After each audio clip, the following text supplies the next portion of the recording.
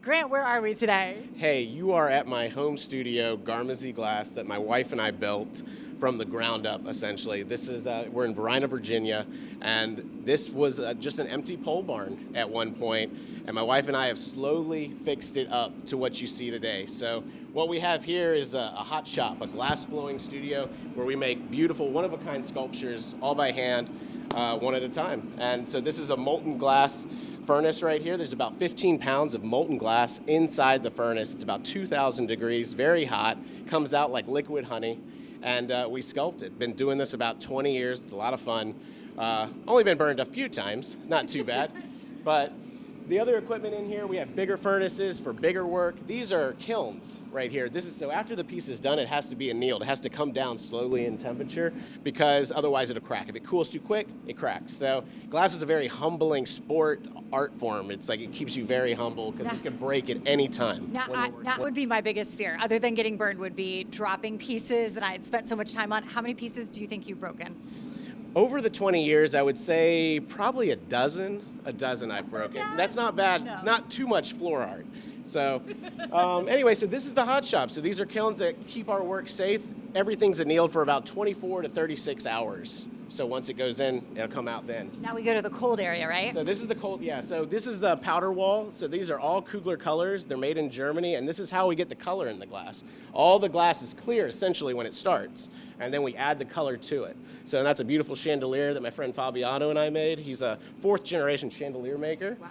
And yeah, let's go into the cold shop. This is where we do all the polishing of the work and also all the steel for the armatures of the pieces.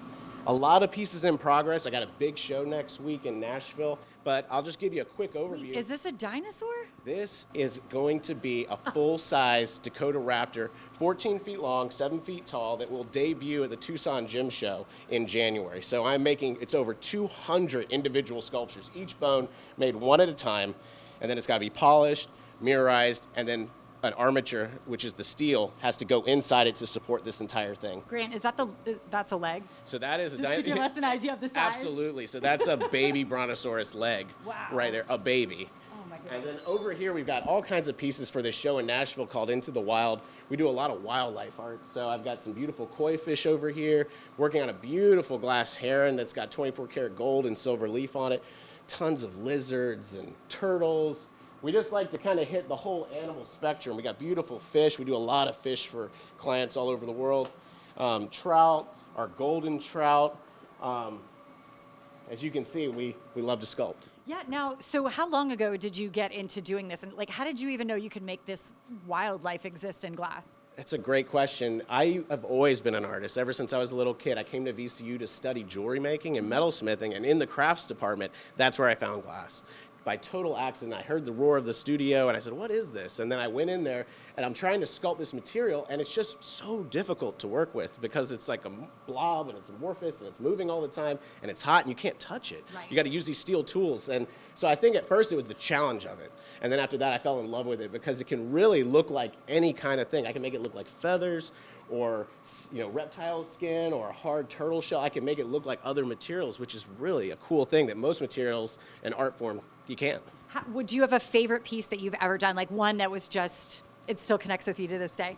Right now, I think my most favorite piece of all time is going to be this dinosaur. But I would say before that, I did a beautiful deer skull that had like 8-foot tall antlers, wow. 24 karat gold, and it was incredible.